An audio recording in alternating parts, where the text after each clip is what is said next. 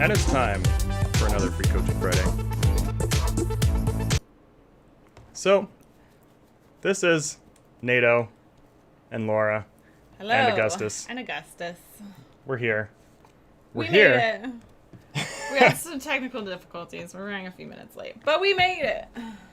And it's a pretty big day because we're going to talk about not just things like DevSecOps and cybersecurity and the questions that I posted when I announced Free Coaching Friday today. One of the things that we're honestly really excited to talk about is we've completed a lot of things. We're going to talk about all these things we've completed because we've been working on this for a long time, and Pi'd Hacker was the beginning of it.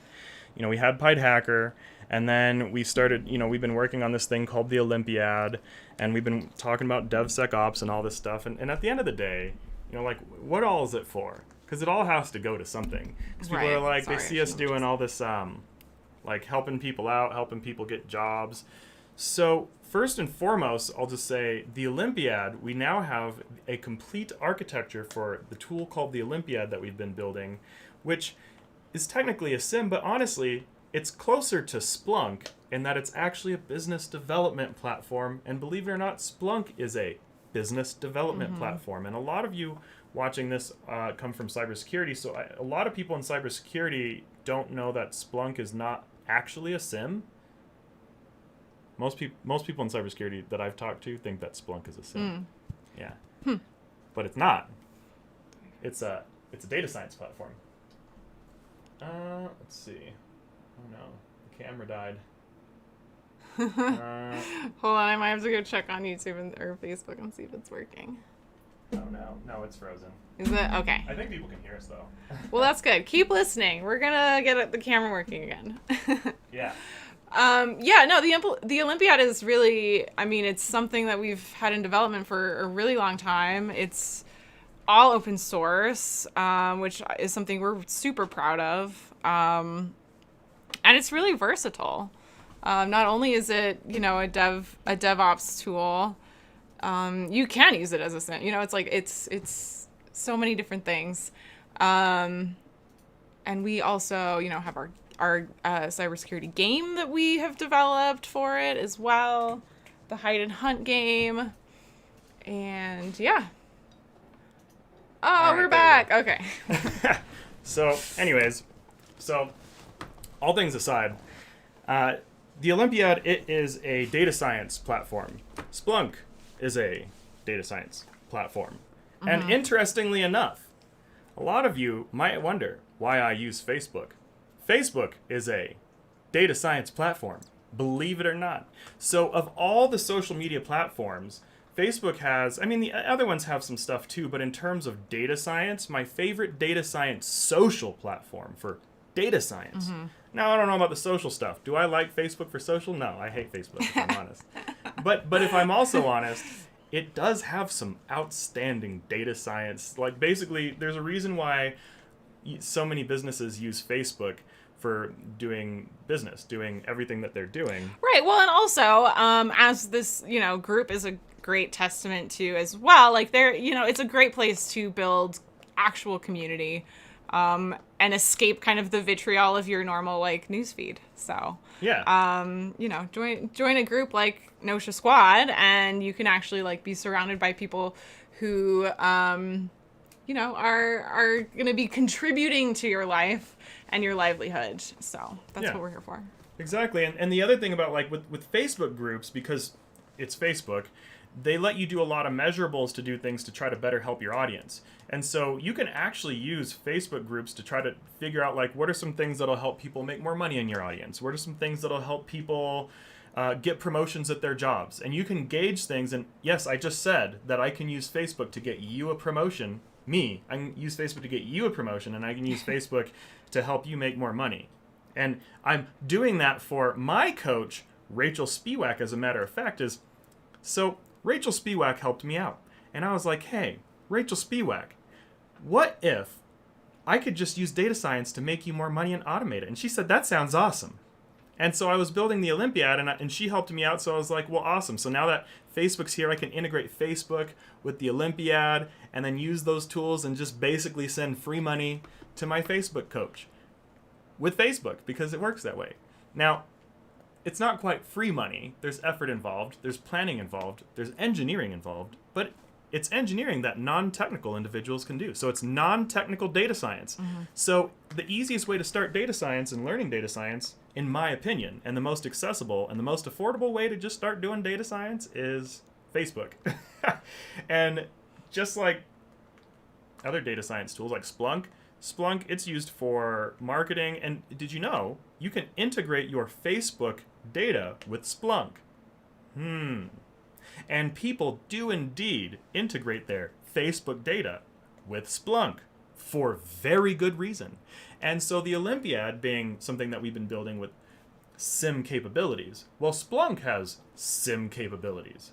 And since I'm building this whole thing, I automate everything I do. I automate my business. I automate everything that I do. If I touch it, I want to automate it. If I'm selling things, maybe I can sell to 5 people myself in a given day. But what if I could sell to 5 people and use data science to have another 100 people also get sales while I'm also selling? So now it takes time. You have to do things like use data science to measure and build AI, and it can take years. And so a lot of people don't necessarily get that excited about data science because it's boring, it's slow, it's dry, it's kind of confusing. But the thing about data science is you can use it to automate things like your income. And maybe it might take a few years to do things like automate your income, but if you do a few years worth of most things, it's not automated and you just keep working. Instead, with data science, you can build things that work for you, including artificial intelligence.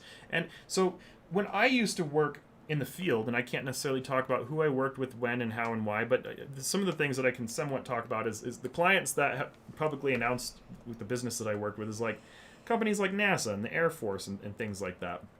I used to develop machine learning and advanced intelligence for entities like that and others, clients and whatnot. And ultimately, you use tools like Logarithm and Splunk, and Logarithm and Splunk together. And then you'll find out that they also use the Splunk for marketing, and they use the Logarithm for SIM, and they also use Splunk for SIM. And so I thought to myself, well, I could use Splunk, and I did. And I used Splunk for a while. I used to teach with Splunk. But the problem at Splunk is that after a while, it starts to cost a lot of money, and if you're not like a corporation or you're not making enough money to just pay the licensing for Splunk, it gets so expensive. And I was like, well, I want the benefits of Splunk, but I don't want to pay for it. So I built my own things that do the parts of Splunk that I need. And for me, that just makes more sense than using Splunk. And I also can use Splunk with it, and I can basically use the Olympiad to feed Splunk smaller amounts of data so that it's cheaper and more affordable for me to use. So I can also even make Splunk free with my Olympiad platform. And so, I mean, there's just all kinds of things you can do. So we're making this big announcement is because we've decided that it's finally time to start talking about our ultimate goals, this data science, because SIM is data science. The Olympiad is SIM. And also, I use Facebook because of data science, and it lets me do that very, very well. And I love that. I love data science. So considering how much I love data science, we decided to share our strategies for how we actually can get customers with AI and things like that, and something that's beginner friendly, because we built the Pi'd Hacker, and let me tell you why we built the Pi'd Hacker when we built it. We built the Pi'd Hacker because we wanted to create something that allows for the ultra technical. I guess this camera's having some issues today. Yeah, our camera's not happy today. Sorry about that, guys. We might just switch to the webcam here. It's more. It works a little better. Yeah, and I'll open up a whiteboard here. It's not as fancy. Yeah, we have multiple cameras. I don't know why the other one's acting up, but who cares? Data. All the good things. Technology. I'm sure I could probably use logs to monitor why that camera's not working. You probably could. With the Olympiad. It's probably the Elgato, honestly. Honestly, I can use the Olympiad to find out why the camera's not working. Because that's what it's all about. That's what you can do with tools like Splunk and the Olympiad. And even genuine sims like Logarithm. You can use Logarithm for advertising, but people don't really use... Logarithm is almost only used for sim purposes. But yeah, we were talking about why you ended up developing Pi'd Hacker and Olympiad all in the first place. So Pi'd Hacker, since I have a whiteboard, I'll just whiteboard too now. So for the Olympiad, or for Pi'd Hacker, we'll just outline it. well, of course we've been building the Olympiad, and it's ready. We'll unveil what it looks like. And then the other thing we've been doing is we released Pi'd Hacker for the hardcore. So if you're hardcore and super technical, we released Pi'd Hacker first because our audience that we started with is incredibly hardcore and very technical and capable of doing a lot of crazy things. Then next, we needed something for non-technical folks. Because realistically, data science isn't necessarily technical. Data science it's more like a methodology, how to apply a methodology and use data in a way that makes it get results for you that you want. And so if you've ever heard of a marketer, marketers run Facebook ads. Anyone who's run Facebook ads before is a data scientist, or at least they do data science. And if they run ads well, they might as well be a data scientist, believe it or not. If you can run Facebook ads, you can run a sim. You can use Splunk, you can use Logarithm. They all generally work the same way. It sounds really strange. And someone might say that they don't work the same way. Oh, of course they don't work the exact same way. But let's find out what they all have in common here. So this is going to be interesting. We're going to reverse engineer the Olympiad after we reverse engineer some other tools. We're just going to take a look at a few tools and make a comparison here and talk about data science. And so we created the Olympiad, and we created Pi'd Hacker for the hardcore, and then we needed something for the technical, the non-technical. And the non-technical, we decided to teach people how to use Facebook's data science and how to work with what's called arbitrage and cross-social platform data science. So not just Facebook.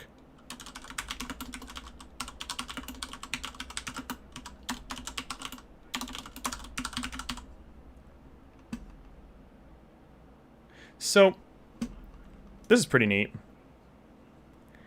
Cross-social platform, organic data science. Let's see. And so we decided to come up with some ways for non-technical people to do this. Why? Because non-technical people want automated lives too. Honestly, it's really interesting. People who aren't technical do this stuff where they talk about like passive income and things like that. And while people can build this concept of passive income, I'm not going to tell people to go build passive income. If someone wants to go chase that, they can. If someone wants to try to figure that out, they can. Well, the other thing about passive income too is that it's really a myth. Yeah. Like it will become passive, I guess, at some point. Yeah. But it's like years and years of work to develop like the audience and, you know, the product and the tools and everything to get the automation to happen and like the passive part to happen. It doesn't happen overnight. It actually takes a lot of time and hard work.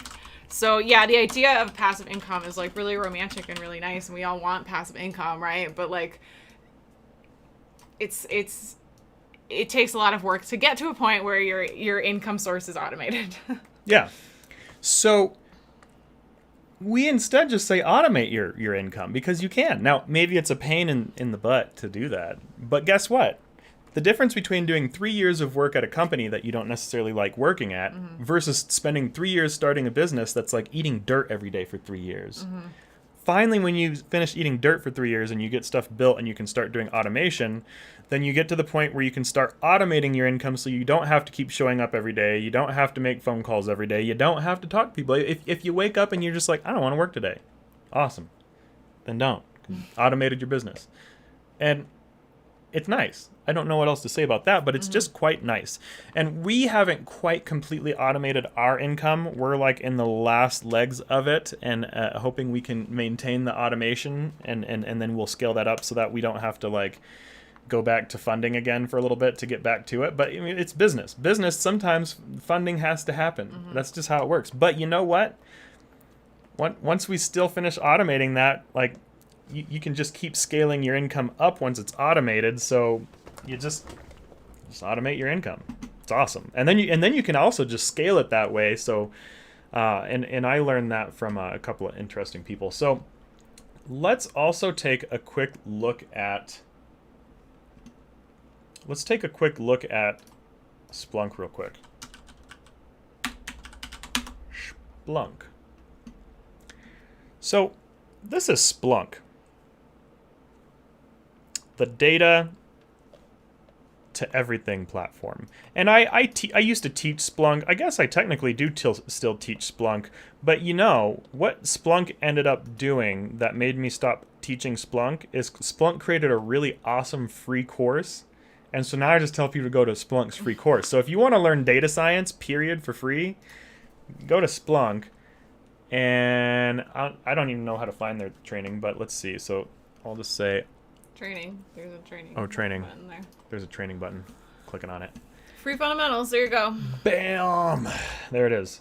So if you just want to start learning data science and you want sample data and you want all this stuff, you can learn on Splunk, but then the problem with Splunk is then you got to start paying for it later. So in terms of learning, it's awesome. And in terms of if you have a lot of money, it's awesome. If you don't have a lot of money and you're no longer learning, well, then you kind of need to find other ways to do your data science if you don't want to keep spending money. This is an interesting thing. Let me show you Facebook's data science tools, because this is something that a lot of you probably have no idea ever existed. Some of you do. And this is another way to play with data science. So I'm going to teach everyone today how to use Facebook to play with data science.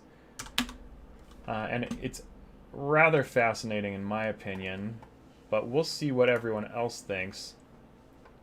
But like I said, in terms of learning and accessibility, whether or not people like Facebook, I hate Facebook. But you know what I like? I like things that work. Let's see, how do I find this? Give me a second to pull this up.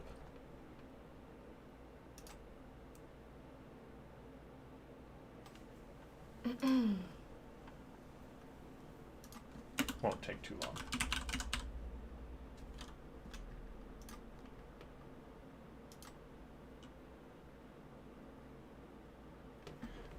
Well, anyways, I will find the thing that I was really looking for, but this is another thing. So Facebook has all kinds of data science tools. Facebook has Facebook IQ for basically engineering audience insights, and you can basically, you know, it teaches you how targeting works and some of these other things. So you can go over here to get started. And while this is for marketing, it's data science. This is data science. Let's see if I can... I'm going to look for that thing I really wanted to find again.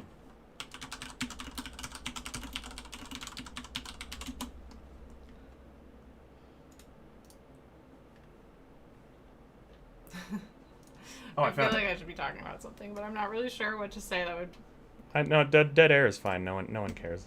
People care for a little bit, and then they're like, "Oh, he's talking again." And dead air is like the worst thing you can do. Is it? Oh yeah. Oh, that's wow. terrible. If you've dead air, people change the station. Oh, well, then you should talk then. Well, we're not radio. Oh. I don't have anything to say, so I don't know. I'm not sure what to say about the Facebook stuff. You're so much better at it than I am. Well, you could just talk about Augustus. Anyways, here we go.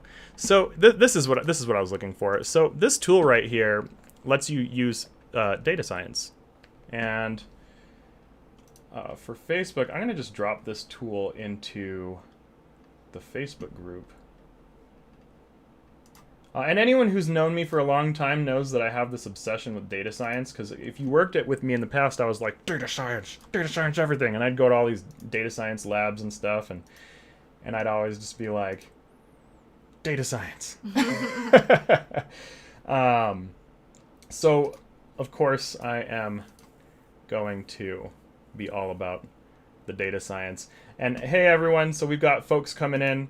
So since we are streaming to YouTube as well, I keep the Facebook member names private, so I won't say names, but hello everyone from all over. We have folks from all kinds of places. And I guess that's a good reminder too. If you're watching this live on YouTube, you can join the live chat in our Facebook group. There's a link in the YouTube video description to that. So come on over and get in the live chat with us. Bam! In the Facebook chat, Oh, and for those of you on YouTube, we have so many screens and so many things going on all the time that it's too hard to look at all the chats. So I follow the Facebook chat. But you can join the Facebook group to chat with us in the link in the YouTube video. And if you go to the description below, if you happen to... Oh, perfect. Got you covered, babe. Just as I'm like, okay, so if you're in Facebook, I just pasted the link to this so that you can take a look at this, because this is one of the most interesting entry points into data science, period. This is actually... when I came from doing data science in the field and working with like all those things and working with like power grids and stuff, as soon as I discovered this, I was like, whoa, I know how something works. And so for anyone who is a data scientist, let me tell you right now that Facebook, if you're a data scientist and you just want to start a business, you can start a business and automate your cash flow right away with your existing skills. And that goes for people who are cybersecurity data scientists. So if you work in cybersecurity SIM, that's data science. So if you know how to use SIM, then you actually already know how to use these types of things, and you know how to navigate them. Now, this is a little confusing because all the menus are always different in different data science tools, but they give you pools of information. So Facebook, and this goes for not just Facebook. So Google has Google tools, LinkedIn has LinkedIn tools, Facebook does, anything that has, well, all the social platforms. Because even if I go over to YouTube, YouTube has information. And so YouTube has its own analytics area, and you can go and look at the audience insights and try to figure out who's watching your stuff. Well, let's say that you did want to start a business at any point in your time, because right now not everyone, but a lot of people have been asking, how do you start a business? And I get this question a lot. Also, the other question I get just as much is, how do you get a job?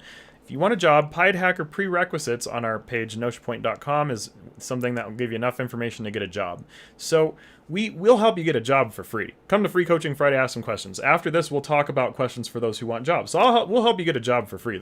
For us, that's like, yeah, that's way easier than what we teach. So if you just want a job, cybersecurity job, data science job, cybersecurity or data science job, it's the same thing to me in a lot of ways, then we do that for free. Now, let's say that you want to instead like start a business and then sell things. Facebook lets you just figure out who you want to send things to right away. So like, let's say that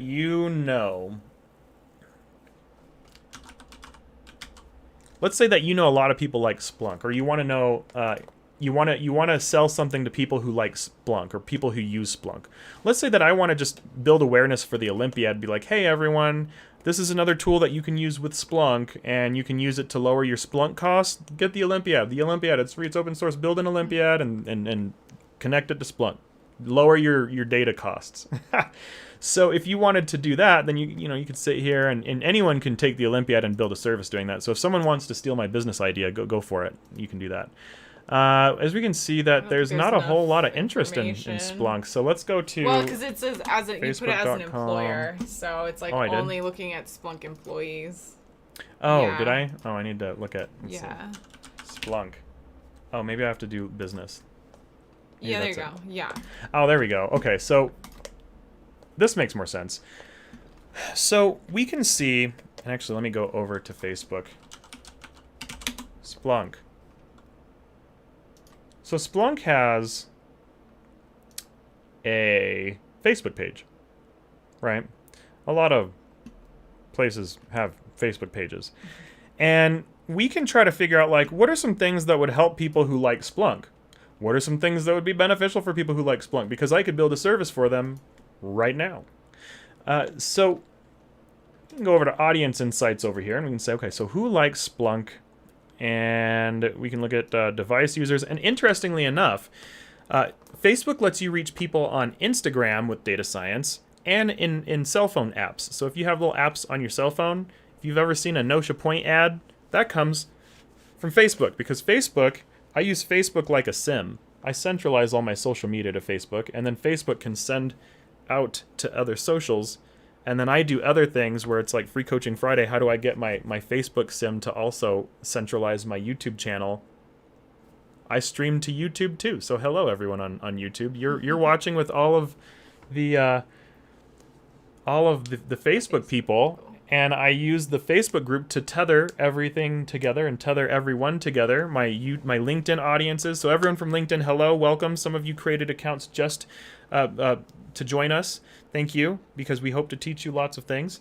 And then for those who just found us on Facebook already, there you go. And then anyone who found us from YouTube or even Twitter, we collect everyone like a SIM. Like if you're working with the SIM technology, you want to find the things that are important. So like I want to have the people who are going to benefit from what I teach. I don't want to be doing free coaching Friday to a bunch of people who don't need what I teach them, or who don't want to do ethical hacking and like stuff like that. So ethical hacking, one of the reasons why I'm good with data science is because, or why I became a data scientist is because I'm an ethical hacker. If you're an ethical hacker, data science is a hop and a skip away as a skill set, because then you can figure out how to integrate things. You learn how APIs work, you know how to connect things together, and then when something's not supposed to be compatible, you figure out how to make everything compatible. You're like, oh, those aren't compatible? Nice, I'm gonna make them compatible anyways. That's the mark of the ethical hacker. And when you're doing business as an ethical hacker, you can basically use your ethical hacking skills to make your business operate for you, and then use that to accommodate your automation. So this is why I'm obsessed with ethical hacking and why I'm obsessed with data science, because it works for me in general. So anyways, and also why we like to teach it to other people. Yeah. So Laura, tell everyone what we ended up doing because of all this, because something that we did do, and I'll go ahead and pull it up on the screen for everyone to look at, is I'm not sure which one you're... Oh, okay. Yeah, so one thing that we've been really working hard to develop right now is a couple workshops that really teach these skills that Nathan's talking about. Of course, like we were saying, we help people get jobs for free. That's what the Pi'd Hacker Experience prerequisites are all about. A lot of people are probably here because of the prerequisites. Thank you guys for coming. Thanks for being here. We hope that you're having success in your job search. And if you're having any issues, that's what Free Coaching Fridays is for. Come and talk to us. If that like really resonated with you and you want to dig even deeper into cybersecurity, you want to invent your own products, and technologies, then that's what the Pi'd Hacker Experience full program is really for. Is that piece of the puzzle, is like, it really, not only do you get a chance to kind of deep dive into like different cybersecurity job roles. There's 4 different job roles, which is part of the program. You also just get to really get into the like understanding the industry and that sort of thing. And then the other piece of this whole puzzle is if you do develop a product for yourself and you want to start your own business, essentially, that's also why we're here for you. We want to help you do that. Like, we want you to we also want coaching to be for entrepreneurs. So and we have actually created a couple workshops called the Pi'd Hacker Experience Workshop Series. And these workshops are really focused around this using social media and the automated, and automation and AI that these platforms already have, and harnessing that and using it for the benefit of your business, essentially.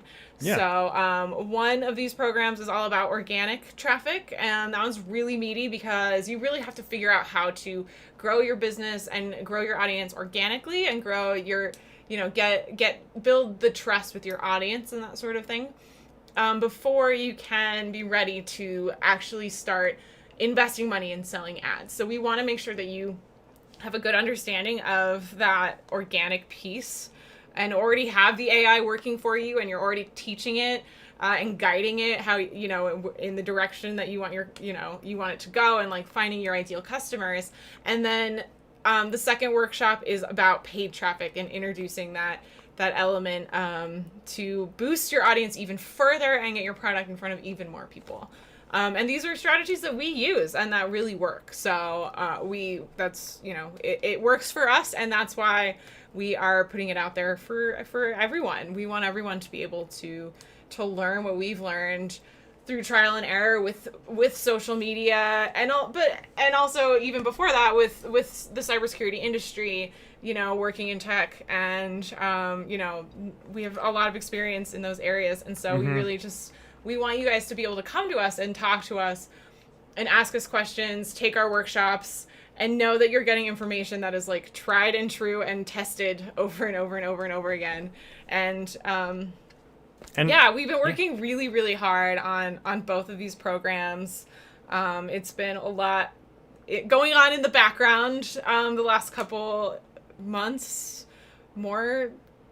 six, I don't even know. Like it's all been happening and developing and in the works for a while, and we're just really, really excited because we finally finished these workshops in the last week or so, and we are just so excited to see what people think about them, and so finally, for the first time, we can better accommodate, because I'm so technical that people can't follow me half the time.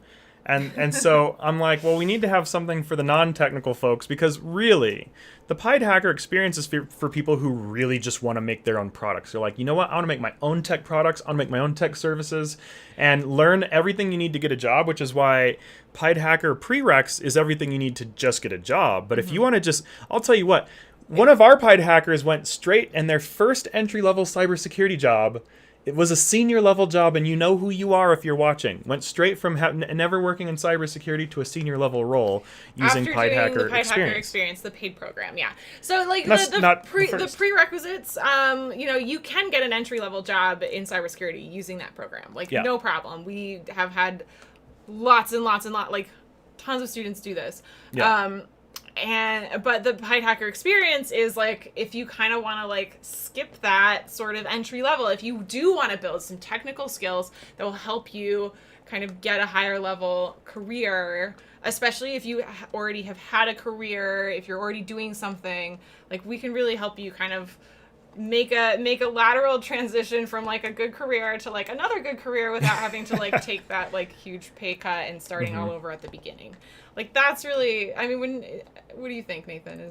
Yeah, that's more or less it, because what we've done is we've put together a full service business. So we sell Raspberry Pis, and we sell a whole kit for learning how to build your own lab. So it's okay, so let's say that you just want to get a job. All right, well then maybe you just get Pi'd Hacker Prereqs, and then maybe you just get Pi'd Tinker and you tinker around. Great. You spent $350 and you got an entry-level job and you have a home lab.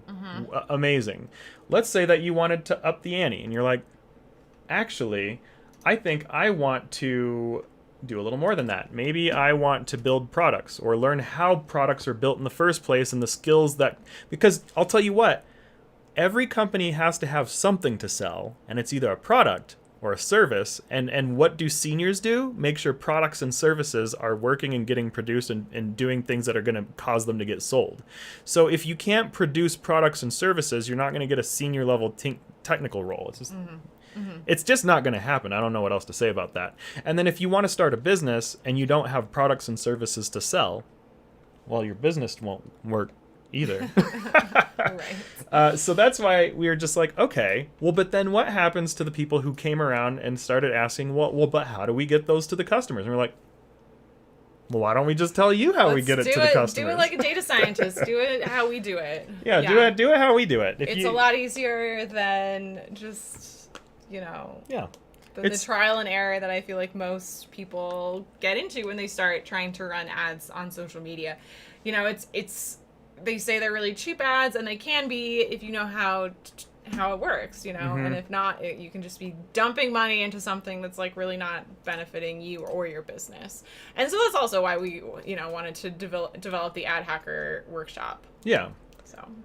So it's been awesome. It's been a lot of fun. And we're really excited to get this content out to people. One last thing that I wanted to say about Pi'd Hacker Experience, unless this is TMI, but just pile on all the information. We are actually about to raise the price of the Pi'd Hacker Experience because we have created a whole expansion that is, we're calling it the DLC. We're both gamers, so the Pi'd Hacker Experience RPG. We're releasing a DLC, which is essentially the basic mode walkthroughs that will help you if you've never touched anything, if you've never worked with the Raspberry Pi, if you've never worked in cybersecurity, if you're not technical. to help you get through the program. We really like hold your hand and walk you through it with this new program, with this new expansion. Yep. And so we are raising the price in a week. Next Friday, we will be upping the price on that and releasing all this new content. But if you want to get into that program, you can do it right now for the same price and get all of the new material when it comes out next week. So. And someone asked a good question. They said, what games? So, very good question about games. So, when we're talking about the Pi'd Hacker experience, this is I'll just click on this too for some visuals while I talk about it. Actually, maybe I'll just pull up. You know what? I can access our own workshops because there are workshops and I can do that. So give me a second. I'll just show you what we mean by games. So let's see. I'm just going to show you guys what's going on here directly. Yeah, so the last few weeks of the program is essentially a role-playing game. So if you purchase a course from us, then notice, like, for those who've taken prereqs, you've probably seen prereqs right here. This will get you a job. But the one that is like the full Pi'd Hacker experience, if we just take a look at what's in here, we have the prereqs section because that's in there too. Because some people, they just, what if you didn't want prereqs? So we can't exclude it. So if you only bought Pi'd Hacker experience and you didn't get the prereqs package, it's in there too. We just put it in there so that you have it. So when we take a look at the weeks, we talk about things like the mindset of a hacker. We talk about corporate architecture. So we teach the entire corporate architecture. This is complicated. This is really complicated. And then we also talk about, like, where does the information originate? Where did I get all of this stuff? And then how do hackers think and how do hackers operate? And you need to learn how to think and operate like a hacker. We talk about first principle thinking, one of the most important things with all of this. And then we teach how to use, like, the scientific method, all that good stuff, and how to actually work with it. Not like what you do in high school or elementary school. We're like, we're going to play with some Bunsen burners today. Okay, everyone, get your partner. You'll never touch one of these ever again. Don't make the beaker too hot, or the beaker will break. So practical skills. We're teaching not that chemistry's not practical. Yeah, in the right situations. And so we teach the hacker's OSI model. Whatever. We teach the OSI model too, but we focus more on how to understand from a ethical hacking standpoint, how do you operate with the OSI model that way? Because part of operating as an ethical hacker is understanding how a not ethical hacker works, so that you can protect people against the more vicious attacks. Yeah, and then something you can Google is we talk about psychologically based social engineering and human. Or you can take our class and we'll teach you all about it. Yeah, there you go. There's so much in here. So anyways, someone asked it's what really games. Needy. Yeah, there's a lot. Okay, so that's the first 2 weeks, and then week 3 we get into the RPG. Oh, he meant what games do we play, not the games in here. So I thought you were asking about the games in here because when you get down here, we have the role playing is we have the role playing game for games in a second, yeah. Architect, and then we have the role playing game for pen tester challenges. And then we have malware analyst challenges, and then we have sim data scientist challenges. So we have different ones. It's a nice little tour, though, of like what the program looks like, and then of course with each of those RPG challenges, there's but yeah, there's. But before we forget to answer levels. the question, so games we play a lot of games. Yeah, we just finished The Last of Us, the first one, and started playing The Last of Us 2. We co-op on Borderlands 3. We've been playing. They just released a new DLC for that, so we're pretty excited about that. We're working our way through the 3rd DLC right now. yeah, it's pretty good. What else do we play? I play. Well, we. Quite a few. Yeah. We played Diablo 3. We play the Switch a lot, and we play the PlayStation. Yeah, I played through Skyrim, and then and PC. have played a little like ESO. I want to get a little more into ESO. Yeah, we did. We did both pick up ESO. We were actually talking about doing ESO and Guild Wars with the Hackers Guild community. Yeah, actually, that's something we've talked about doing is like live streaming gaming, and then people could come in and like ask us cybersecurity questions while we were gaming. So, let us know if that's something you guys would be interested in seeing here in this group. They've told us before, and they like that idea. They like, and a lot of them have ESO already. So. Because I probably watch the chat more than she does. We just need to get it on the calendar then, I guess. I'm the one who's in the squad, so she's not talking. Well, yeah, about I mean we've talked about it a lot, but we haven't in a while, so it's been a while. A new audience here, a new group of people in Free Coaching Fridays to like test that idea with. That's true. At the time we had like 70 people. Now we have a lot of people. Oh yes, you can automate all things. Yeah. Automated farming, right? For those who know what I mean by farming. If you don't play games, you probably don't know what we mean by automated farming. I don't actually know what you mean by automated farming. Oh, so like in What is Skyrim? Well, maybe you haven't played a game where you... So some games, like, let's say that there's an item you want to make, and then you have to spend hours getting the parts to make it, and you, like, go kill the same enemy over and over and over again. That's farming. Oh. If you ever do that. You're like, oh, this one enemy drops this one item. I'm going to kill it, like, See, and I didn't play... as many times as it needs. Skyrim was, like, the first game I ever really played, and so, like, I don't know, I'm still learning all the lingo. And I didn't play it like that. I wasn't like, I gotta get this weapon! I just, like, ran in with my battle axe every time, and was very content with that. Pretty much. Yeah. So it's good stuff. Mm-hmm. So anyways, that's a good introduction to our courses and our workshops, rather, that we've put together. And kind of what we've been trying to do, and then... Yeah, and hopefully that gives everyone, like, a more comprehensive picture of, like, why are we doing an ad course? You know, it's like, it all fits this idea of, you know, the cybersecurity entrepreneur or intrapreneur, you know, either side that you're on, like, whether you're building a product or you're helping a company develop a product, it's like... You know, it's all here. It's all here, and we want to teach you based off of our experiences. Yeah, and it's talking about games is never going off topic. I haven't played World of Warcraft. Someone's saying that they play a lot of World of Warcraft. I haven't played that in a while. You know it's what? fun. I feel like I would fun. probably really like World of Warcraft. I like didn't get into gaming until more recently, so it's like I haven't really explored a lot of games. Our like, original Pi'd Hacker plays a lot of. Actually, I think I can say his name. Yeah, he said I could say Steven. Steven plays a lot of World of Warcraft. He'd probably be down if someone was like, "Hey, Steven, he's like the original Pi'd Hacker." Together. Maybe I just need to get on that. Yeah. That might be the awesome. That might be the thing we need to get into. Game. So, anyways, games, cybersecurity, business. I mean, you know, it's all the same thing, right? I mean, maybe not, but to us it is, because that's how we do things. That's how we roll. So, getting back to the whiteboard. All right. I'm gonna let you. I'll let you take off. Talk about the. Thank you. Fun technical things. I'm gonna unveil the Olympiad. Okay. And it'll be good. Well, thanks guys for coming. I'll be around. I'll be in and out. Stay around. Nathan's got a lot more to tell you. A lot. Yes. Okay. There's a whole lot. Too much. And ask questions if you have them.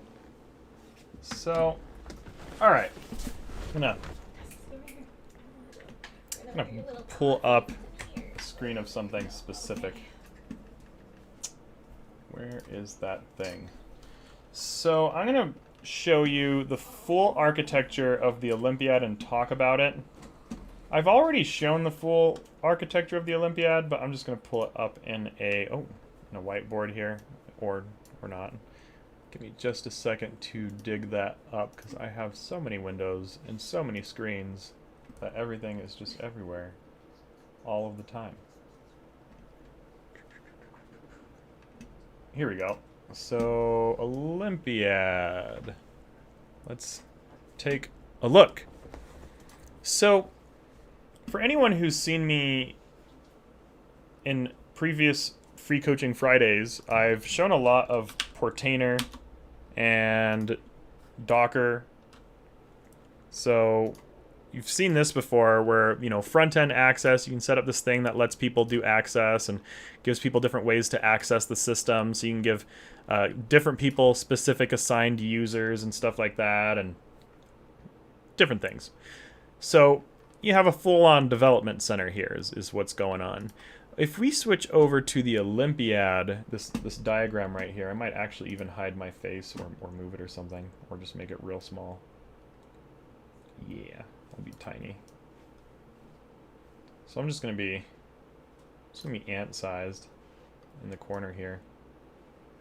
And if we're taking a look at all of this madness, all of the green parts on this if you take a look at the green, all the green, we have this inner Athena stack, right? And the inner Athena stack is something that we run currently on top of Raspberry Pi OS. And then ideally, the light operating system without the user interface, but for those who are beginners who might want to build this sort of thing, then you can use Raspberry Pi OS with a desktop and basically use a Raspberry Pi like a desktop computer that so happens to have development tools on it. And so then we go ahead and install Docker on here, and then in Docker, we use these little Athenas for front-end access. So this is Athena 3, and I can log out of this and say admin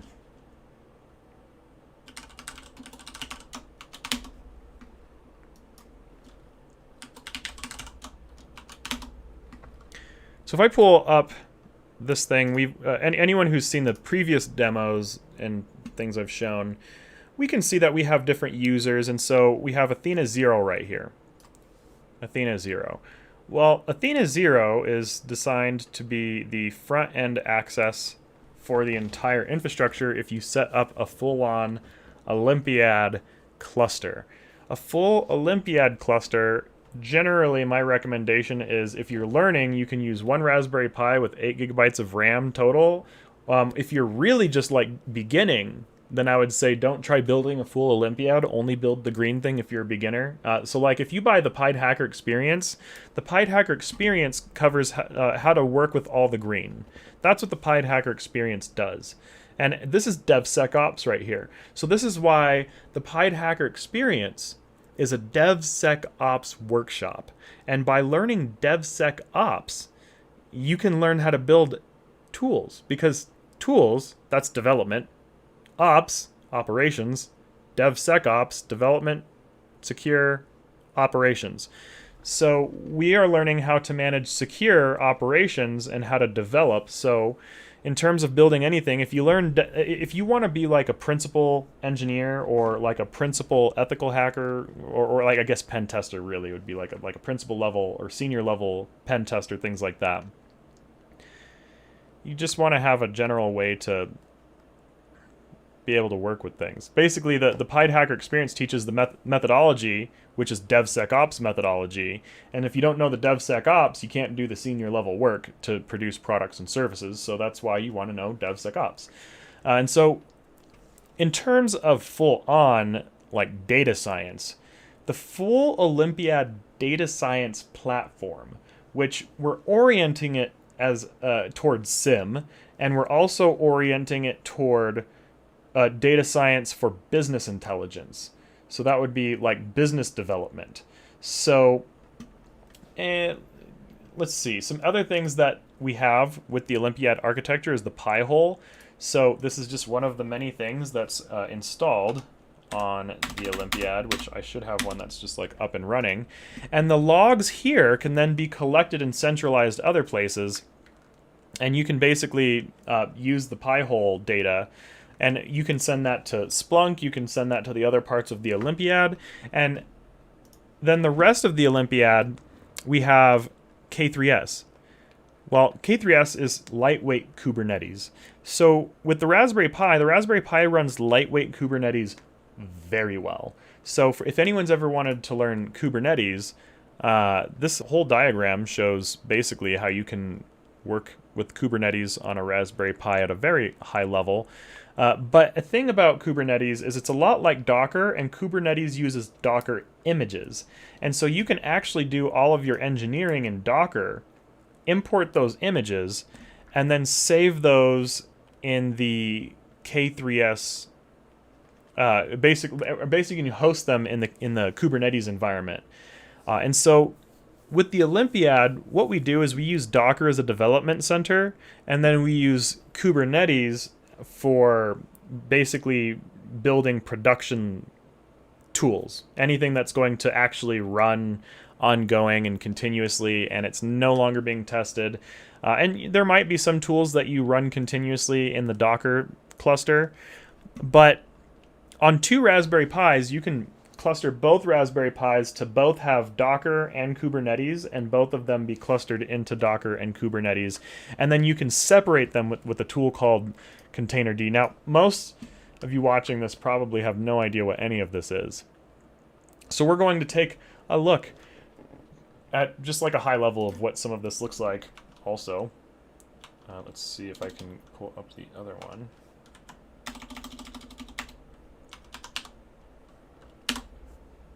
All right, let's see if this thing's alive, which it should be.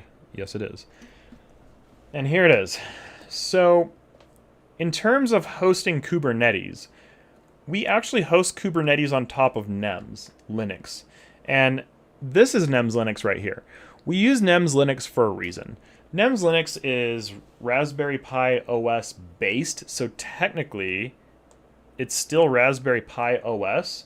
But what it does is it has a solution called Nagios Core inside of the Linux instance for that version of Raspberry Pi OS. Now, you can get versions of NEMS Linux that they have a website. Let's see, NEMS Linux. I don't even know. It might just be nems.com. No, it's nemslinux.com.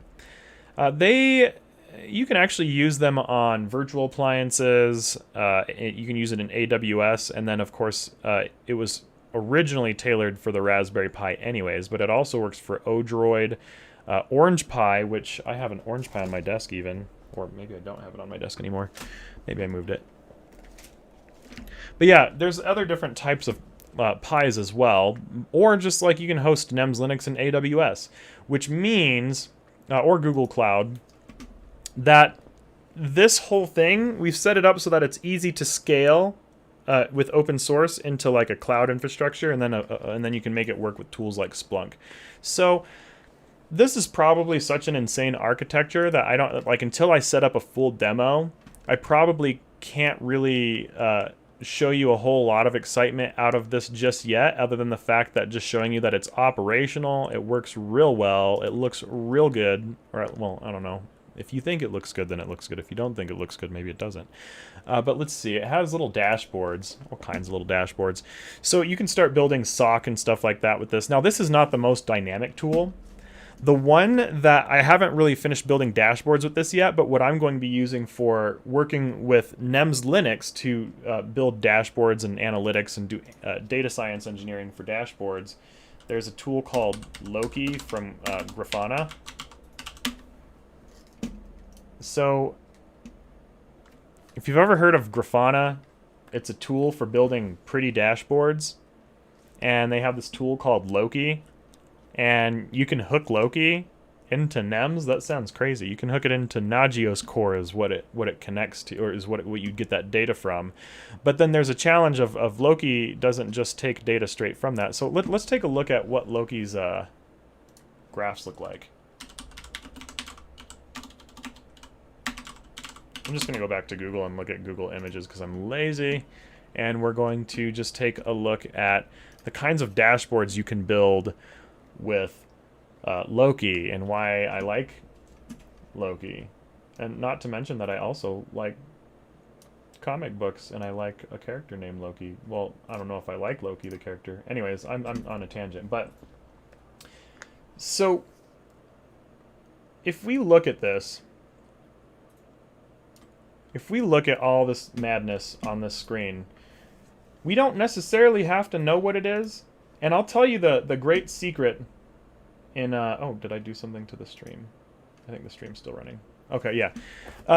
Something that's kind of strange when it comes to dashboards. When I worked in a network operations center and we had the screens everywhere, we have the big screens, and you're sitting there and everyone's in their cubicles just typing away and looking at the screens. What they would do is instead of just saying, oh yeah, everyone can just look at the dashboards on their own desk. No one wants to say that to. What they do is they use it to help them get customers. So I'd work in a network operations center, and then they have these tours of the network operations center, or the security operations center for that matter. And they'd bring these potential leads in, and they'd be like, look at our beautiful dashboards. Look at all these beautiful things. And whether or not you make a dashboard practical, you'll find in the enterprise space being able to build pretty dashboards is actually a more financially valuable skill than ones that are practical. That sounds terrible, but let me tell you why knowing that is helpful is because if you build practical dashboards, then you need to at least know the secret that if you want the practical dashboards to get received, then they have to be beautiful. And that because there are some hideous dashboards that are so good. As a matter of fact, this is a really good dashboard. This is a nice, clean, straight to the point dashboard. It lets me know what my hosts, what hosts are up. Do we have are the services working okay? Are there any critical service warnings? And then if I go and I classify, what classifies as a critical service incident. Now we want efficiency. This is not the dashboard that goes up on the knock center screen, but this is where we get all of the value. And so you can use NEMS Linux to make it easier to make functional pretty dashboards. Or you just make pretty dashboards and tell people that they're functional. I don't recommend doing that because long term it has negative impacts on business, and you'll feel the pain down the road if it's not functional.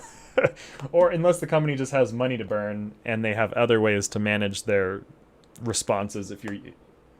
If they invested in something like this in the first place, massive money pit to just have a network operations center with like a security operations center, all that stuff. It's a lot of money. So that is why we are using Loki, but why we're not just using Loki. We're using NEMS with Loki because NEMS is going to give us help us make data valuable, right? And then the other thing that helps us make data valuable, because Loki does do fine with marketing metrics, and Loki also does well for integrating different types of data. So if I'm going to integrate my Facebook data, because let's see, I wonder if I can show you my Facebook data without breaching my privacy. Maybe one of these days I'll take some screenshots or something, but I got to be careful what I show because I'll show breach privacy things. So I do have to be privacy minded when I'm doing these streams and showing tools. So notice that like the things that I show, it's like, of course it's a test environment. 5-minute average load 0.25. Memory use is barely using any memory. Like you got to use things to make sure that I don't show too much stuff. But I at least have this. Did I enjoy working in a SOC or NOC?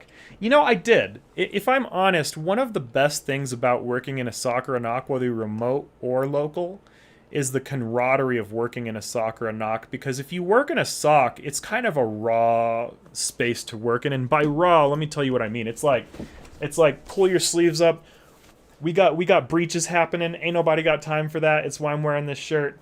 And this shirt's actually from Logarithm. It's got a little thing on there. Back in my Logarithm days. It was actually right after I left the SOC. I left the SOC, got to Logarithm, and they're like, here's this shirt. And I was like, oh, perfect. But when you're working in a network operations center or a security operations center, you are in a trauma center, realistically. And by trauma center, I have to be a little careful how I talk about this because I've rubbed people the wrong way by explaining it in ways where it's just too real. How can I do that without saying it in a way that's scary sounding? It's a trauma center. Like, I'll give you an example of one that's not that bad because I used to do things like manhunts. Someone robs a business and they steal a computer with sensitive information.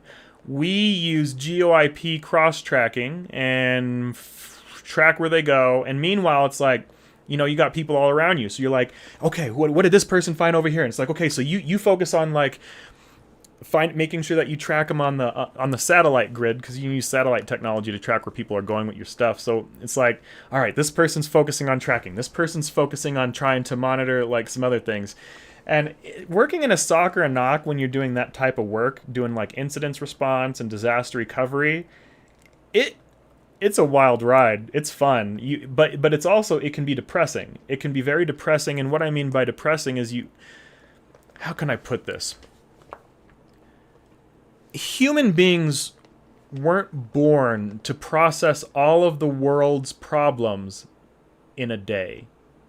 We then now have cell phones, and we have the internet, and we have all these things that just like connect everyone all of a sudden, just all of a sudden, right?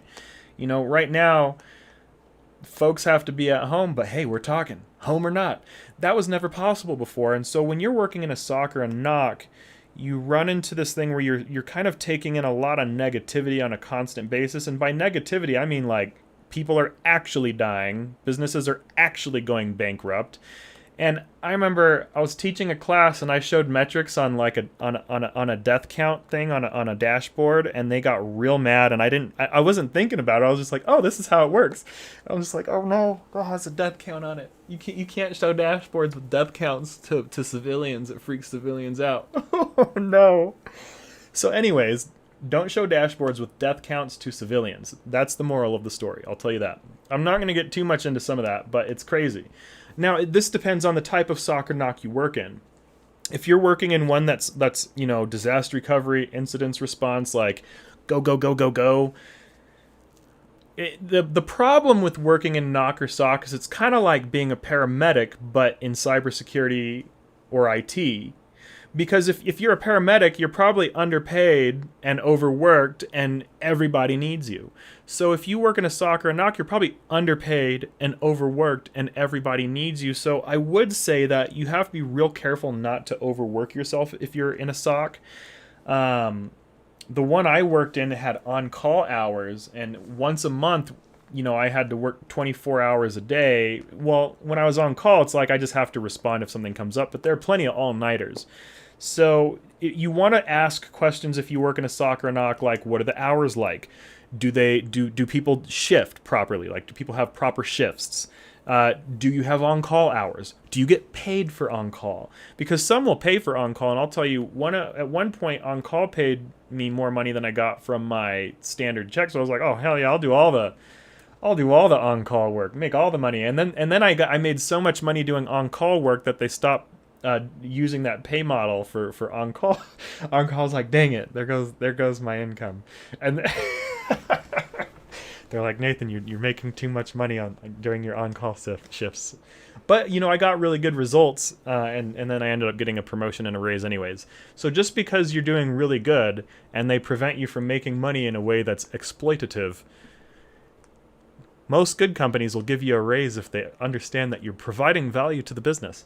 So exploit the systems and do it for the benefit of the business, and it turns into promotions. If you exploit businesses not to the benefit of the business, it will turn into getting fired and worse things, maybe legal actions and other problems. So do things that are beneficial to the business, and you have a little bit of freedom.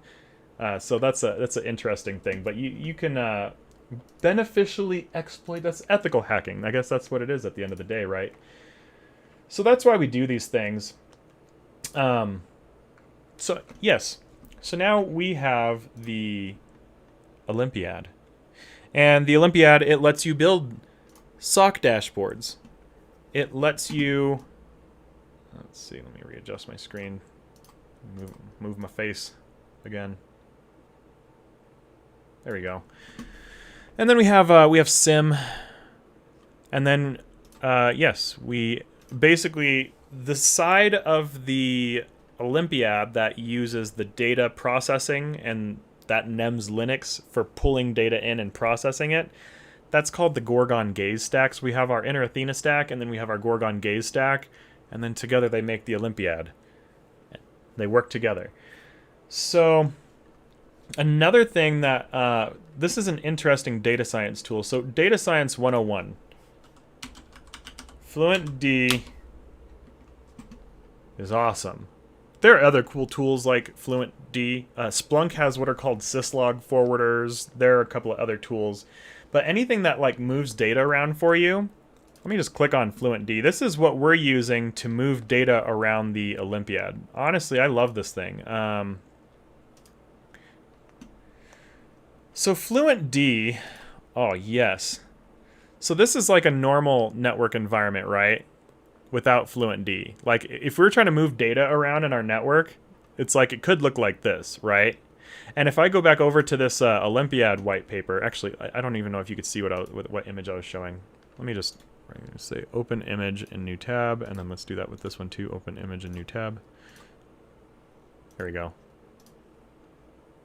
Okay, so this right here, this would be the Olympiad without Fluent D. There you go. I mean, granted, different parts, right? Oh, yeah, good question. So I don't know if anyone's ever really asked why we called it the Olympiad. That's a good question. So originally, once upon a time, last year in November, I was going to go get into Black Hat with a tournament. I was like, I want to find a way to get into Black Hat with a tournament. And we were doing stuff with Raspberry Pis and stuff. And I took the new Raspberry Pi 4 and was like, I'm going to put this, just start building things. And we called the original game, we built a death match with Raspberry Pis, and we called it Assault Grid. And that was the original name of the platform. It wasn't even a platform. It was just taking Raspberry Pis and learning how to do lateral movement and ethical hacking with Raspberry Pis. Learning brute force, basically, with Raspberry Pis. How to hack someone, and then, like, everyone connects to an access point. You might have 6 people, and then as soon as everyone connects to an access point, everyone has to hack each other and take each other's systems down, and may the last one standing win. That's how the engineering of the Olympiad became a thing. So because it all started around games, tournaments, I used to play sports. I used to do track. Track was my favorite sport, and then I also really like Greek mythology. And an Olympiad is basically like an athlete, I guess. I should look up, like, what's the actual definition of Olympiad without me completely butchering what it is. A celebration of the ancient modern Olympic Games. There we go. So I guess it's a celebration, rather, of the playing of the sports, if that makes sense.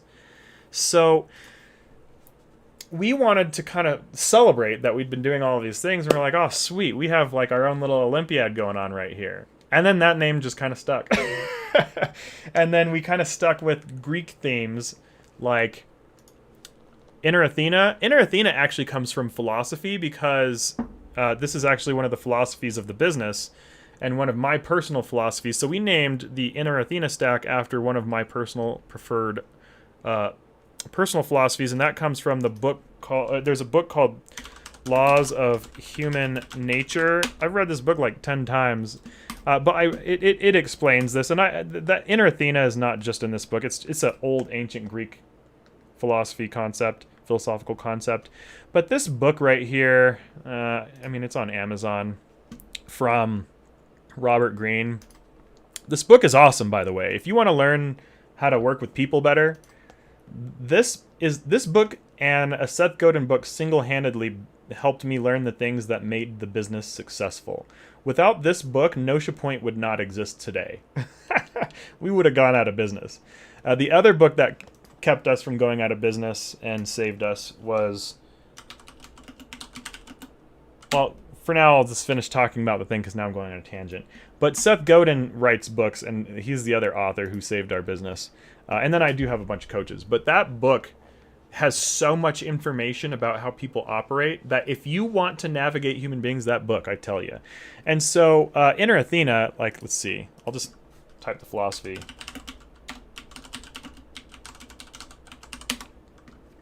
So if we're talking about Inner Athena, I don't know, different people write different things about it. This is for Mata, so we're not talking about Mata necessarily. Let's see. Well, anyways, you can Google that. I'll let you guys go down a Google rabbit hole of what the Inner Athena philosophy is based on.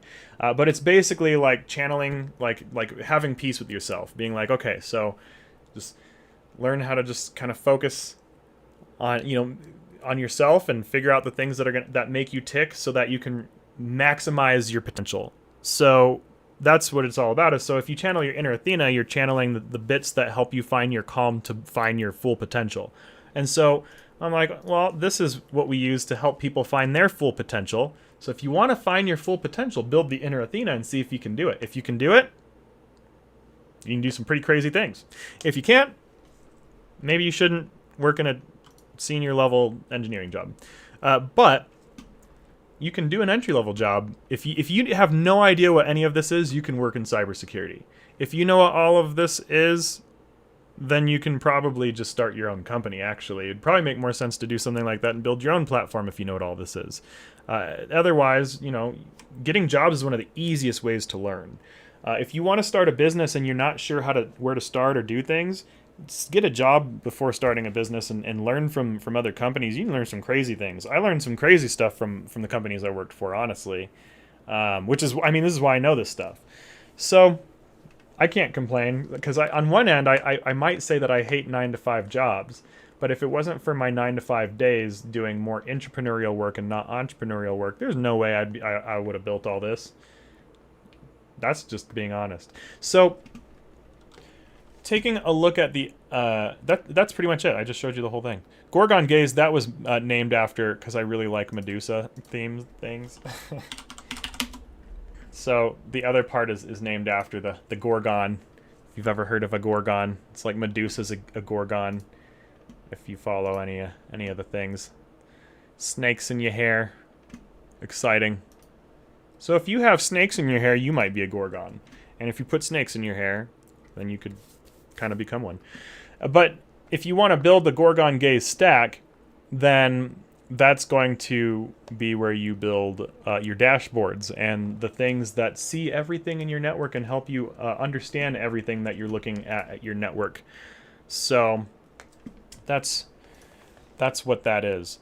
And so then for the full architecture, for anyone just building this, you can use a single 8GB Raspberry Pi to build all of this on, but I do recommend using 2 Raspberry Pis. And if you're just starting and you just don't know where to start, get a 4GB Raspberry Pi and start, and then add an 8GB Raspberry Pi.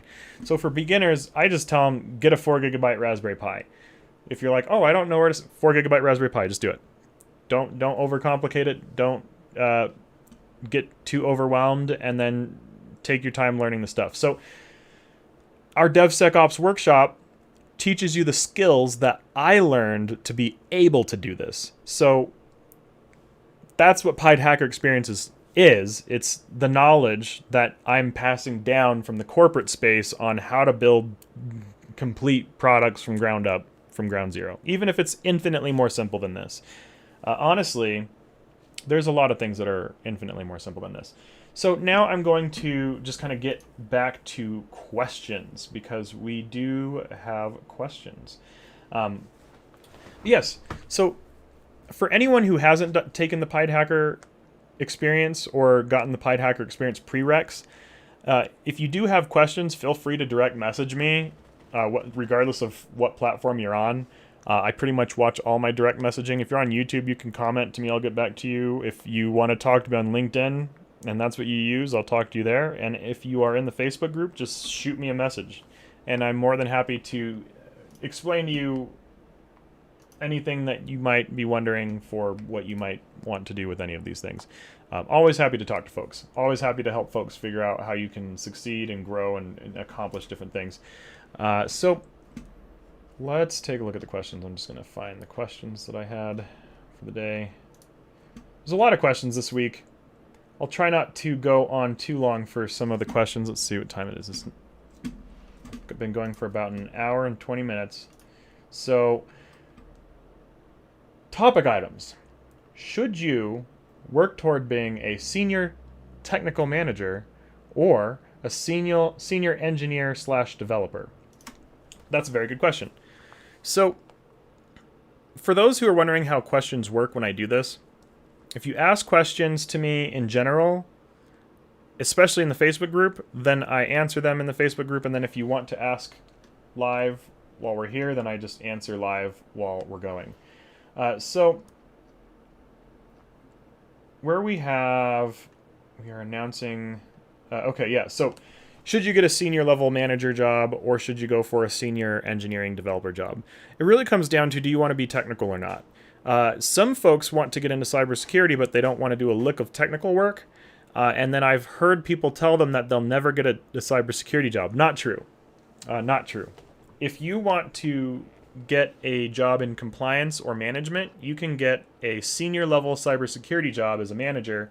But if you want to do technical work, then, go for being a senior engineer / developer. One thing I found is if you have ever been a developer, it's usually not that fun to transition into being a manager unless you hated being a developer. If you hate being a developer, then maybe if you've never been a developer or a manager, try both and see if you like it.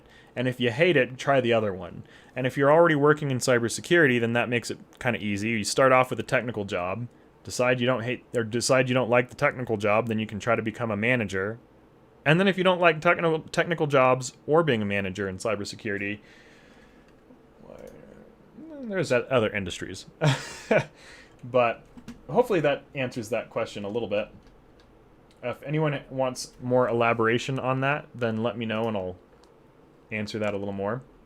The next question I'm going to answer is, what is regex and how can I learn more about it? So I've shown regex a little bit in the past. The place that I would recommend checking out is regex101.com. I'll go to it on my screen. Regex, regular expressions. I've shown regular expressions before, and if you want to learn how regular expressions work, actually there's an easier way. Let's see, there's a regex. I don't even know if it's a .com or what. I'm just going to say regex1. I'll put this in the Facebook group so everyone can see what this is. The easiest way to learn regular expressions, in my opinion, is with regex1.com. I'll put this in the Facebook group in the chat for everyone who wants to learn regex. This will teach you regex in a day. So, let's see. I'm just going to put it in the group and just say learn regex in like an hour. I don't know, it might take longer than an hour, but there you go. Hopefully it only takes an hour to learn regex. It could take a lot longer. And you might still not quite understand how to use regex after taking that, but you have to get the foundation, and this will teach you all the basics anyways. You'll understand like the foundation of regular expressions if you go to regex 1.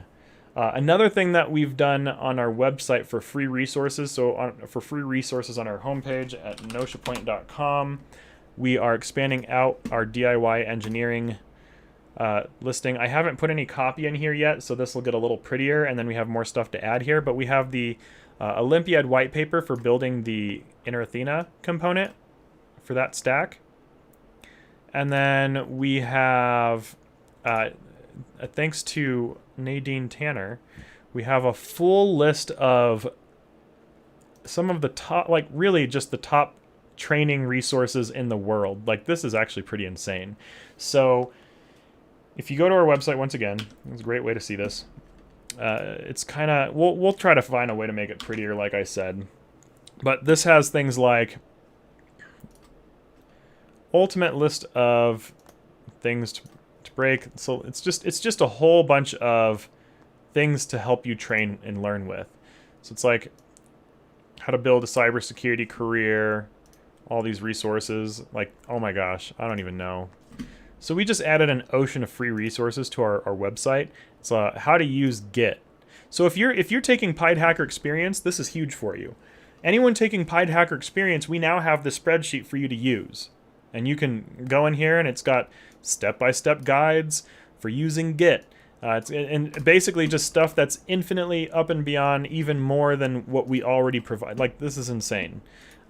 This is a little like all over the place for just trying to use this to get a job right away, and it requires a little bit of development, and it's a little bit of like drinking from a fire hose.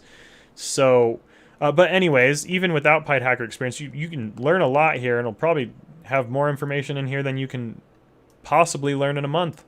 Actually, I could be wrong. If someone can learn all of this, is my challenge. If anyone can learn all of this in a month, talk to me. I'll find a job for you so fast. It won't even be funny. If someone actually genuinely learns everything in this spreadsheet in a month, you're a genius. And you are much smarter than I am by so much that I don't even know. And it keeps going. It just has all the tech cons. So a live map of hacker conferences, Wild West Hack and Fest, Human Hacking Conference, RSA. They're all listed in here. They are all listed in here. Oh, I need to add a few others. I think I need to. But anyways, this is still in progress. This isn't even complete yet. This isn't even complete yet. Which is pretty awesome. Yeah. So anyways, this is another really major announcement for today that I wanted to not forget about, so I just wanted to touch on that resource. So let's answer a few other questions here while we're at it and get through the questions. What sort of jobs use DevSecOps, and what should I be learning to get into a DevSecOps career for cybersecurity or ethical hacking?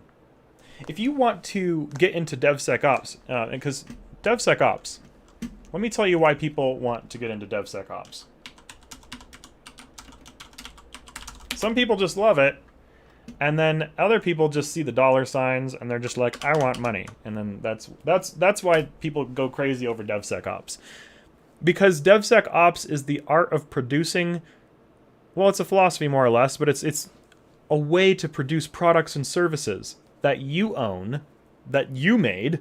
Or if you're a business, DevSecOps means that it provides a business the capacity to have their own products and services, and a way to continuously develop continuous technologies, things like that. So if you're trying to start like a cybersecurity company, things like that, DevSecOps is basically the skill set that you'd want to know. And then if you're working senior level anything, like if you were to go get hired, if you wanted to work at RSA, Splunk, Logarithm, NASA, the Air Force, the FBI, I don't know, all these different companies, every single one of them is going to wish someone knew DevSecOps. And if you're the one who knows DevSecOps, you're the one everyone always wants to talk to. And if there's a couple of them, then the DevSecOps folks usually, it's nice when you have more than one. I've been the only DevSecOps person on a team before, and it's awful. Right now, I'm not the only DevSecOps person on our team, believe it or not. So I don't know if I would ever prefer to do that again at a company anyways. I guess when I first started the company, when I really started developing, I didn't do it alone. No way. No. Don't do that. But you can definitely start a company. The thing about DevSecOps, if you start a company using DevSecOps, it attracts people to you. And so it's real easy to find teammates. So you don't have to do it alone. So people ask me all the time, like, well, how do I find a co-founder? Well, start learning some DevSecOps and start producing some services and products, and someone's going to be like, hey, that thing that you're making, can I be a part of this? And then that's generally how it works, and then you don't have to do it alone. That's how you get, that's why DevSecOps is awesome for entrepreneurship, aside from the fact that you can produce your own products and services. But every business needs it. So let's see what these other questions are. We have, what sorts of jobs? Oh yeah. What are the markers for success across the board that I see across all top performers that I've worked with through the year? Hands down, this is like one of the easiest questions for me to answer for like, what are the top markers? It's everything that I put in the Pi'd Hacker experience and for very good reason. People who can you follow methodology? If the answer is no, there's no way I will ever hire you. Can you follow and employ first principle thinking? That's what Elon Musk uses. There's a reason why he uses that. There's a reason. I'm just going to leave it at that. There's a reason why first principle thinking is what Elon Musk leans on. It allows you to basically try to figure out how to make the impossible achievable. So if your goal is to figure out how to make the impossible achievable, then you want to learn first principle thinking. And if that's something that you can't really pick up, or if people have trouble with those concepts, for the technical stuff, you're probably going to have trouble working through that space in general. It's probably going to be a real chore. It's probably going to be real hard. It's probably not going to be very exciting either. Let's see. The next one is, what are the markers for... Oh, yeah, I already said that one. So is the technical training more valuable... Social engineering. Oh, wait. Yeah, so is technical training more valuable, or is social engineering more valuable in cybersecurity? So that's another question. I would say the social engineering, because technical skills are mathematical and they can be automated. And once someone's built something, even if it took someone 2 months to build something that takes someone else a week to build something, then usually, unless there's some roles where technical matters more. If you want to do principal engineering, no, but still, if you're a principal engineer, the social engineering matters more, because you get diminishing returns once you get technical enough to use tools. And then once you get technical enough to use tools within a timely manner, it's all social engineering from then on. So I would just say social engineering all day long, hands down. And then why do I use Facebook for their security tools if they're all over the place with new privacy issues? So I talked about that a little bit today. So Facebook actually just has really great not just cybersecurity stuff. So Facebook gives you a lot of control over how you manage your data and how you manage your audience. So if there's someone who's causing like issues or like trolling someone or calling people names or something like that, and you're trying to learn, it's really hard to try to teach when you have trolls. And so it's much easier to teach when you have control over, making it so that people who have questions can have the ability to sit and answer questions, all that good stuff. So that's why we use Facebook, and then also for their data science tools. And then why is Facebook the most affordable place to automate sales with cash flow and AI? Facebook just makes everything really accessible. I'm sure that other platforms do in other ways. It's just that the way that they structure their data and the price point of it all. Really, Facebook is just more affordable. LinkedIn has good data tools too, but you're going to pay more money with LinkedIn, you're going to pay more money with YouTube, and you're going to pay more money with Google, all those different places if you're trying to automate cash flow. So if you want to automate cash flow, Facebook's just the most affordable one to just start automating your cash flow. So if anyone's trying to start somewhere, we start with the thing that's affordable, and then you can move up to other things and you automate. So if you create an automated cash flow line or vein with Facebook, then later on you can build an automated cash flow vein with the money from there on a more expensive platform. And so you can build a step process, and once you automate one cash line, you start automating another cash line, and then you can just basically build a bunch of automated funnels and then just automate your income. So that's why Facebook. And then how can I automate my income using cybersecurity skills? DevSecOps and DevOps. So all the same stuff. DevOps is basically DevSecOps without the security component of it. And it's just developing continuous operations. So if you are developing anything that's continuous, which includes like something like running Facebook ads, they run continuously. And that's one way. Like if you ever learn Facebook ads, that's one of the easiest ways to learn how to use your cybersecurity skills to, like if you know how to use SIM, you can transfer those skills into basically using like ad funnels and paid traffic. You can use that with YouTube too. YouTube's a good advertising platform too, but once again, it's going to cost more money. LinkedIn's great, costs more money. But no matter where you want to use, I guess, advertising targeting, you can use your cybersecurity like SIM and analysis skills and your DevOps skills to build and construct those pipelines. So a lot of the cybersecurity skills that you use with Splunk and all that, and I said that earlier in the session, they're just transferable. So at this point, my question is, does anyone have any last questions? We answered, I think, all of the questions that I'm aware of. But yeah, so if anyone has any other questions, I'll answer them. But otherwise, I'm going to go ahead and start wrapping it up here. And I just want to say thank you, everyone. And for those who do want to get into some of this stuff, we've shown you the workshops, seen what we're about. The Pi'd Hacker experience, it gets a lot of really good feedback, and I haven't heard any complaints about it. I'm sure someday someone's going to hate it. There'll be someone who buys it and hates it. That's the thing with all products. But so far, everyone's really loved what we've produced. So, and I just appreciate everyone who's here and participating. And so thank you, everyone. And we'll be back for Free Coaching Friday next week. And we're going to just continue talking on just building career, building income, using your cybersecurity skills, and then basically using ethical hacking skills in ways that aren't really conventional, like automating your income. So whatever questions people ask is what we're going to be answering. So the reason why we talked about these things is because people have been asking us for all of these things. And so we will continue to do our best to try to provide answers to the questions asked and provide solutions that we're able to come up with, because that's just what we do. So we'll do the best we can, and I appreciate what everyone else is doing as well, and joining and all the good stuff. So take care, everyone, and we will be back next Friday for Free Coaching Friday. Appreciate everyone.